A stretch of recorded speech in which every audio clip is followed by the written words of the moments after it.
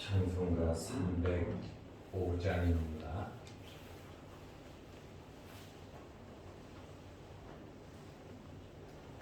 찬송가 305장. 나 같은 죄인 살리신 주의 놀라운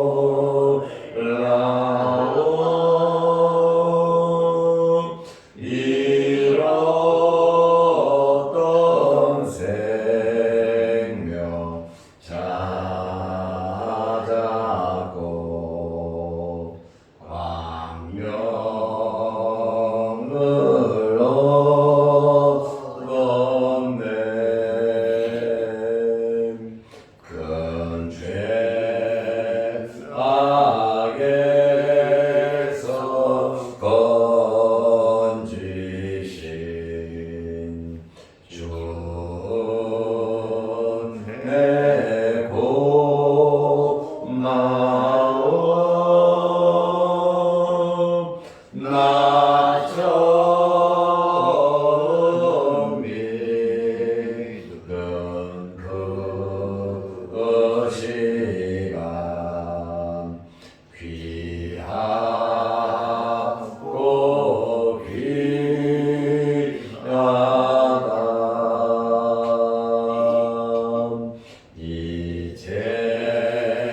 이제껏 내가 산 것도 주님의 은혜라. 또 나를 장차 본향에 인도해 주시리. 거기서 우리 영원히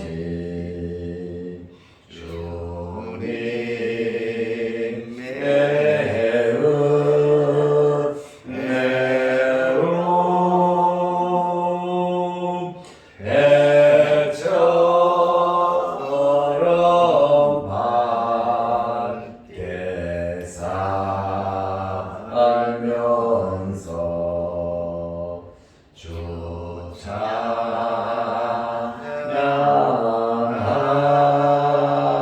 아멘.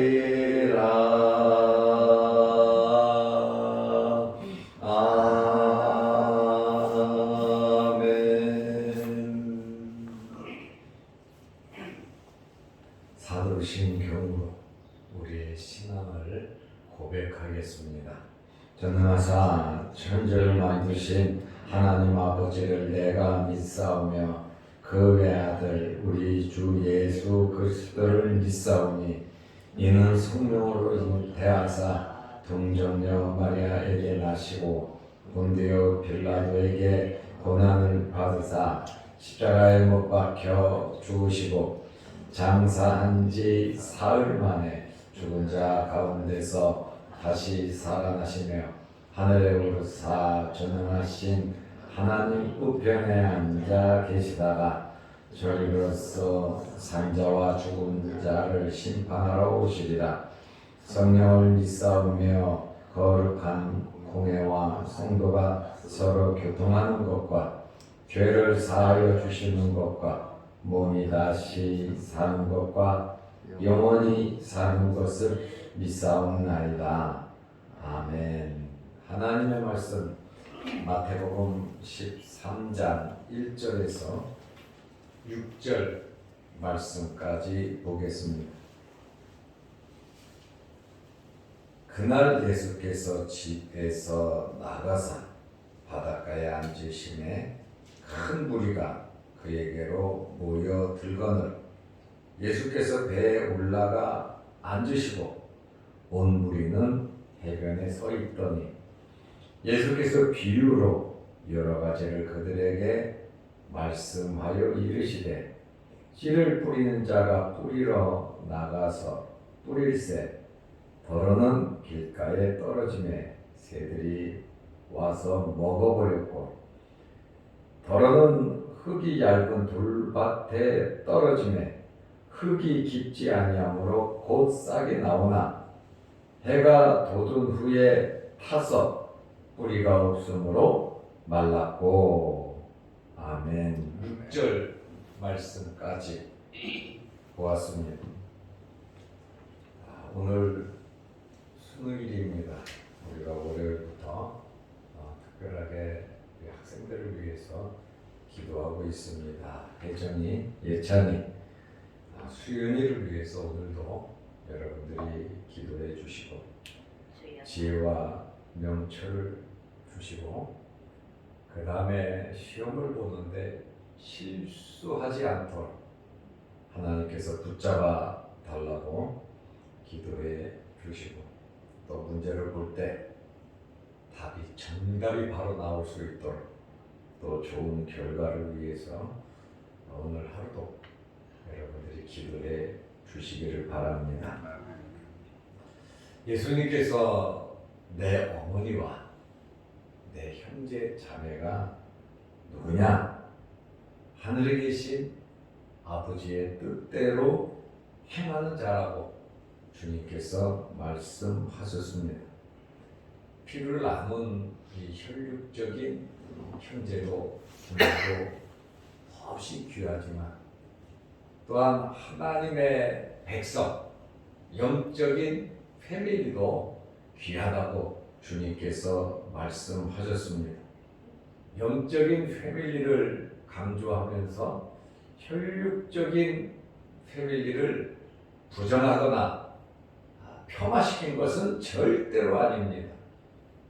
우리 마음속에 하나님의 나라를 바라보면서 천국 백성으로서 한 형제, 자매인 것을 예수님께서 말씀하시고 계십니다. 예수님께서 집에서 말씀을 전하시다가 이제 밖으로 나오셔서 바닷가에 앉으셨습니다. 예수님께서 바닷가에 앉으시니까 많은 사람들이 예수님에게로 모여들었습니다. 예수님께서 자그마한 배에 앉으셨고 온 무리는 해변에 서 있었습니다. 이것이 오늘 마태복음 13장 1절 2절의 말씀입니다. 지금 말로 하면 이 배가 설교 강단처럼 사용된 것을 우리가 알 수 있습니다. 누구의 배인지는 알 수 없지만 주님께서 필요로 할 때 자그마한 이 배지만 아름답게 쓰신 것을 볼 때 우리가 가지고 있는 것들 또 내가 가지고 있는 재능들 우리의 여러 가지 하나님께서 주신 모든 것들을 주님께서 필요로 하실 때 쓰실 수 있도록 드릴 수 있는 여러분들이 되시기를 바랍니다. 주님이 필요로 하신다면 우리의 모든 것을 주님께서 쓰실 수 있도록 우리는 그렇게 살아야 하는 것입니다. 오늘 특별히 이 씨 뿌리는 비유에 대해서 예수님께서 말씀을 하셨는데 오늘 1절, 2절 말씀해 보니까 여러 가지를 비유로 그들에게 말씀하여 이르시되 이 말씀은 3절입니다. 예수께서 비유로 여러 가지를 그들에게 말씀하여 이르시되 예수님께서 씨 뿌리는 비유뿐만 아니라 오늘은 여러 가지 비유를 예수님께서 말씀해 주셨습니다. 1절에서 9절에 씨 뿌리는 자의 비유를 말씀하셨고 18절에서 23절에 보면 그 비유의 해석을 말씀해 주셨습니다. 우리가 신학 대학 과정을 하고 신학 대학원 과정을 할 때에 설교학을 배우고 학생들이 설교를 어떻게 할 거냐, 설교를 준비하는 것부터 시작해서 하는 모든 것을 학교에서 정규 과목으로 배웁니다. 우리 신대원 다닐 때 이 설교학 교수는 성경 창세기부터 계시록까지 다 외우시는 분이에요. 아주 성경을 다 외우세요. 지금은 은퇴해서 원로 목사님 되셨습니다마는 그분은 설교학을 가르치면서 성경에서 벗어나면 아예 학점을 F학점을 줬더래요. 지금도 우리 한국 교계에 유명한 우리 동창 목사가 있는데 설교학 시간에 설교를 기가 막히게 했어요. 아주 신학생들이 아주 감명을 받을 수 있도록, 감동을 받을 수 있도록 얼마나 뜨겁게 설교를 했는지 몰라요. 그런데 말도 천천히 하는 목사님이, 설교학 교수가 얼마나 빠른 소리로 호통을 치든지, 야, 너 혓바닥 잘리려고 그러냐고. 진짜 설교를 우리가 들을 때는 은혜롭게 아멘이 저절로 나오게 그렇게 설교를 잘해. 지금도 부흥사로 활동을 하고 많은 일을 하는 아주 유명한 목사인데 그 사람은 F학점 맞았어요. 그래서 이 씨 뿌리는 비유만 보면 제가 늘 생각나는 게 이 설교학 교수가 생각이 나요. 저는 설교 2편을 적어냈을 때 이 씨 뿌리는 비유, 또 설교를 할 때 이 씨 뿌리는 비유를 1절에서 9절 읽고 18절에서 23절 그대로 말씀을 했죠. 그랬더니 이것은 하나님의 말씀입니다. 내가 어떻게 평가를 할 수가 없습니다. 그래갖고 A뿔을 준 거예요. 이렇게 하나님의 말씀을 똑같이 하나님의 말씀을 전하기가 쉽지가 않다고. 절대로 하나님 말씀에서 벗어나지 말라고. 참 설교학 시간이 얼마나 긴장하고 말씀을 배운 시간인지 모릅니다. 평생 목회를 하면서 그 말씀, 하나님의 말씀 한 글자도 떠나지 말고 하나님 말씀대로만 전하라. 그렇게 사람 많고 온순하신 분이 설교를 하고 나니까 요즘부터 혓바닥 잘리려고 그러냐고. 차라리 혓바닥이 없는 게 낫다는 거예요. 말씀 안 하는 게 낫다는 거예요. 그런데 그 설교는 굉장히 은혜로웠단 말이에요.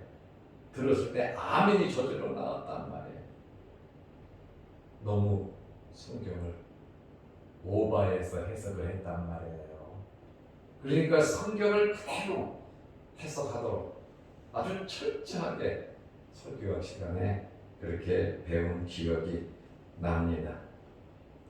오늘 이 비유는 예수님께서 직접 말씀해 주셨습니다. 그리고 이 비유의 의미는 말씀 그대로 받아들이면 되지 우리가 거기에다 막 더 붙여서 할 것은 없다라고 하는 그러한 말입니다. 비유라고 하는 말은 헬라어로 파라볼레라는 말인데 옆에서 던진다는 말이에요.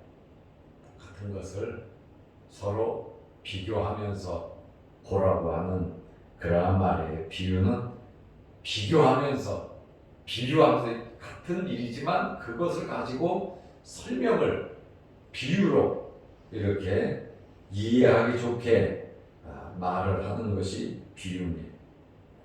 3절 말씀에 보면 예수께서 비유로 여러 가지를 그들에게 말씀하여 이르시되 씨를 뿌리는 자가 뿌리러 나가서, 여기 보니까 씨가 나오고 씨를 뿌리는 자가 나옵니다. 씨는 무엇이냐? 마가복음 4장 14절 뿌리는 자는 말씀을 뿌리는 것이라. 이 씨는 복음, 하나님의 말씀을 의미하는 거예요. 씨 뿌리는 비유, 농부가 씨를 뿌리지만 그 비유를 천국 복음을, 말씀을 비유해서 우리에게 예수님께서 말씀을 하셨습니다. 씨를 뿌리는 자는 누구냐? 씨를 뿌리는 자는 당연히 농부입니다. 농부는 씨가 잘 자랄지 안 자랄지 그거는 몰라요. 이 씨는 똑같은 씨입니다. 농부는 아주 좋은 똑같은 씨를 밭에다가 뿌린 거예요. 씨 뿌리는 자는 농부고 천국 복음을 전하는 자입니다. 하나님의 자녀로서 하나님 말씀대로 살면서 하나님의 말씀을 전하는 그러한 자가 바로 농부입니다. 시편 126편 5절에 보면 눈물을 흘리며 씨를 뿌리는 자는 기쁨으로 거둔다고 그랬습니다. 농부가 힘들어도 때 맞춰서 정확하게 씨를 뿌리면 눈물을 흘리면서 정성을 다해서 최선을 다해서 이렇게 뿌리는 자는 기쁨으로 거두리로다. 결과는 하나님께 맡기는 것이지 농부가 잘하게 하는 것은 아니잖아요. 농부가 할 일은 씨만 뿌리면 되는 거예요. 씨를 뿌리는 거예요. 이 씨를 받아들이는 밭에 대해서 예수님께서 네 종류의 밭을 말씀하셨어요. 그래서 덜어는 네 번 나옵니다. 동일한 씨앗인데 농부가 씨를 뿌리는데 덜어는 길가에, 덜어는 돌밭에, 덜어는 가시떨기에, 덜어는 좋은 땅에 떨어진다고 말을 하고 있습니다. 사도 바울은 성도들에게 고린도전서 9장 11절 말씀에 보면 신령한 것을 뿌리라 그랬거든요. 그러니까 성도로서 우리가 삶을 살아가는 것은 신령한 삶을 살아가는 겁니다. 육신을 입고 우리가 이 땅에 살아가고 있지만 우리는 신령한 삶을 살아가는 겁니다. 복음을 전하는, 하나님의 일을 하는, 영적인 생활을 하는 신령한 자들로서 우리는 신령한 바로 복음, 바로 말씀, 이것을 우리는 전하면서 살아가야 하는 것입니다. 첫 번째 씨앗은 어디에 떨어졌냐면 길가에 떨어진 씨앗이 있습니다. 마태복음 13장 4절 말씀에 보니까 뿌릴새 덜어는 길가에 떨어지네. 그 씨앗이 길가에 떨어졌다. 새들이 와서 먹어버렸고, 팔레스틴에는 새 종류가 300여 종이 있다고 합니다.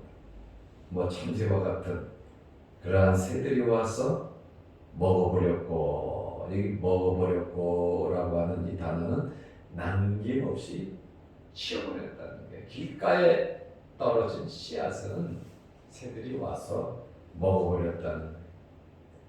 마태복음 13장 19절 말씀에 보면 오늘 길가에 떨어진 이 씨에 대해서 예수님께서 해석해 주신 거예요. 19절에 아무나 천국 말씀을 듣고, 이 씨는 천국 말씀이라 그랬잖아요. 깨닫지 못할 때에, 말씀은 들었는데 그 말씀을 깨닫지 못할 때에 악한 자가 와서, 사탄이죠, 그 마음에 뿌려진 것을 빼앗나니, 바로 마음에 뿌려졌다. 길가에 떨어진 씨앗은, 이 씨앗이 어디에 떨어졌냐? 복음이 천국 복음이 하나님의 말씀이 그 사람의 마음에 떨어졌다는 거예요. 이는 곧 길가에 뿌려진 자요. 예수님께서 말씀하시고 19절의 해석을 정확하게 그 비유의 의미를 말씀해 주셨습니다. 이것보다 더 어떻게 설명을 잘할 수 있겠습니까? 말씀하신 예수님께서 그 말씀의 의미를 설명해 주셨단 말이죠. 이 길가라고 하는 것은, 길이라고 하는 것은 사람이 다니는 곳입니다. 단단해지고 반질반질해지고 다져져요. 거기에는 씨앗이 자랄 수가 없어요. 왜? 계속 밟으니까요. 이렇게 마음의 문을 굳게 걸어 잠근 청중을 의미한다는 거죠. 서기관과 바리새인들 아무리 예수님께서 말씀하고 기적을 베풀어도 믿지를 않잖아요. 마음에 동요함이 없지, 깨달음이 없지는 오히려 예수님을 잡아 죽이려고 하잖아요. 바로 길가에 떨어진 씨였습니다. 마음이 굳어진 것이죠. 복음을 듣고 말씀을 듣는데 철저하게 배격하고 받아들이지 않는 것입니다. 마음을 걸어 잠근 정체는 무엇인가? 마가복음 4장 15절에 보니까 악한 자는 아예 사탄이라고 말을 하고 있습니다. 누가복음 8장 12절 말씀을 봐도 길가에 있다는 것은 말씀을 들은 자니 이에 마귀가 가서 그들이 믿어 구원을 얻지 못하게 하려고 말씀을 그 마음에서 빼앗은 것이요. 마귀가 왜 이렇게 길가에 떨어진 씨앗을 만들어 버리냐?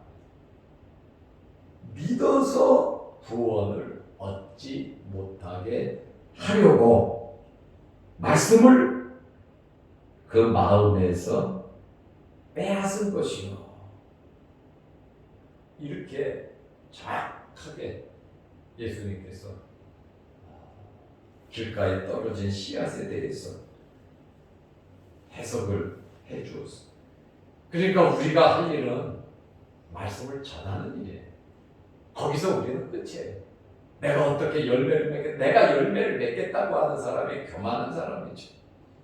열매를 맺기를 원하며 기도하죠. 그러나 그것을 잘하게 하시는 분, 우리가 뿌리고 물 주고 신경 쓰는 것은 우리지만 그것을 잘하게 하시는 분은 하나님이시다라고 하는 사실에 우리는 하나님의 백성으로서 우리 할 일만 하면 되는 거예요. 하나님의 백성으로서의 말씀대로 우리는 살아가면 되는 거예요. 모든 결과는 하나님께 맡기자고 하는 그러한 말씀입니다. 말씀에 대하여 전혀 반응이 없지요. 왜냐하면 새들이 와서 먹어버렸다는 거예요. 예수를 믿든 안 믿든 내가 믿게 해야지가 아니라 기도하면서 잘해주면서 우리는 복음을 전하면서 낙망하거나 실망하지 않고, 왜? 살아있다고 하는 것은 죽을 때까지 기회가 있잖아요. 그래서 우리는 최선을 다하면서 복음을 전해야 된다라고 하는 그러한 말씀입니다. 두 번째 떨어진 씨앗은 돌밭에 떨어진 씨앗입니다.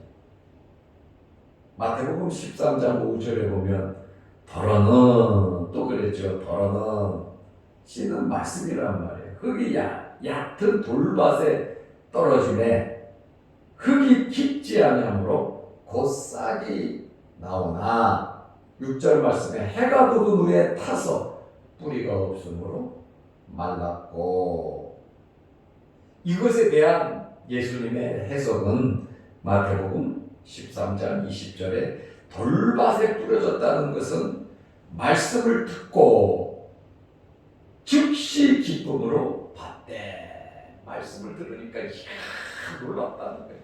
너무 기쁘다는 거예요. 반응이 바로 왔다는 거예요. 말씀을 듣고 피상적으로는 인식하고 파악을 한 거예요. 감정과 행동은 굉장히 빠른 거예요. 야, 이게 기독교구나. 아, 하나님이 이래서 계시고, 그래서 예배 드리니까 너무 은혜롭고 너무 좋다. 이렇게 말씀을 듣고 즉시 기쁨으로는 받는데 지속적이지 않다는 거예요. 반짝하고 마는 거예요. 그냥 마음에 느끼고 감정에 느끼고 많은 거예요. 21절에 보면 그 속에 뿌리가 없어 잠시 견디다가 말씀으로 말미암아, 말씀 때문에 말씀대로 살아야 되니까 말씀으로 말미암아 환난이나 박해가 일어날 때에는 곧 넘어지는 자요. 조금 그냥 계속 잘만 되면, 흥분만 되면 그래도 믿어 갈 텐데 말씀대로 살아내니까 행동 제약이 많잖아요. 이거 안 되고 저거 안 되고 이렇게 살아야 되고 우리 믿는 사람은 이렇게 살아야 되고 거룩한 삶을 살아야 되고 이런 말씀대로 살려고 하고 또 예수 믿는다고 하니까 주변에서 박해가 오고 많은 어려움이 생기다 보니까 지속적으로 하지 못하고 처음에는 기쁘게 즐겁게 쉽게 감정적으로 받아들였는데 여러 가지 환경으로 인해서 지속하지 못하는, 누가복음 8장 13절에는 잠깐 믿다가 믿는 것처럼 잠깐 믿다가 그냥 넘어지는 자요, 이렇게 말씀을 하고 있습니다. 오늘 예수님의 이러한 이 씨 뿌리는 비유에 대한 이 말씀을 우리가 깊게 생각하면서 우리가 이 말씀을 즉각적으로 수용하고 인격적으로 확신을 갖고 지속적으로 믿어야 되거든요. 그렇지 못한 사람들이 얼마나 많은지 몰라요. 그러나 우리가 할 일만 하면 되는 겁니다. 우리는 하나님의 말씀대로 우리는 살면 되는, 결과는 하나님께 맡기고 열심히 씨를 뿌리는 것이 성도로서의 삶이라고 이렇게 말씀을 하고 있습니다. 그러므로 오늘 하루도 씨를 뿌리는 많은 사람들에게 예수 그리스도를, 복음을 알리는 여러분의 말과 행동, 여러분의 삶이 되시기를 바랍니다. 기도하겠습니다. 하나님 아버지, 오늘 수능일입니다. 3명의 학생들이 시험을 봅니다. 지혜와 명철을 주시옵소서. 또한 오늘 시험 시간 문제를 보고 정답이 바로바로 생각날 수 있도록 하나님께서 총명을 허락하여 주옵소서. 또한 실수하지 않도록, 후회하지 않도록, 눈물 흘리지 않도록 하나님께서 좋은 결과 허락하여 주옵소서.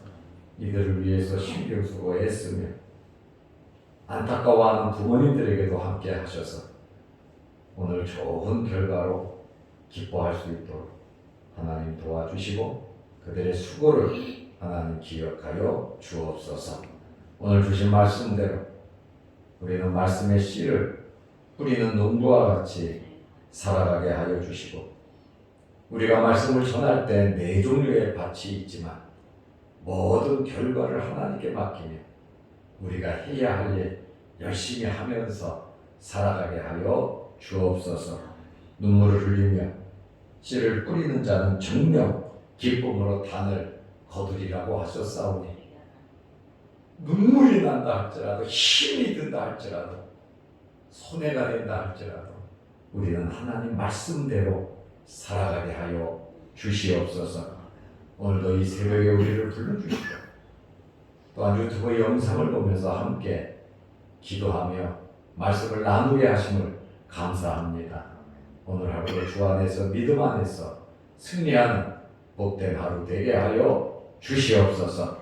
추수감사절을 맞이하면서 우리가 성찬식을 준비하고 또 강단을 장식하고 어려운 이웃을 위해서 쌀로 김치로 봉사 섬기는 모든 일들이 복음이 뿌려지는 아름다운 일들이 되게 하셔서 우리 교회와 모든 성도들이 하나님 말씀대로 씨를 뿌림으로 하나님으로부터 귀한 복을 받아 누리게 하옵소서.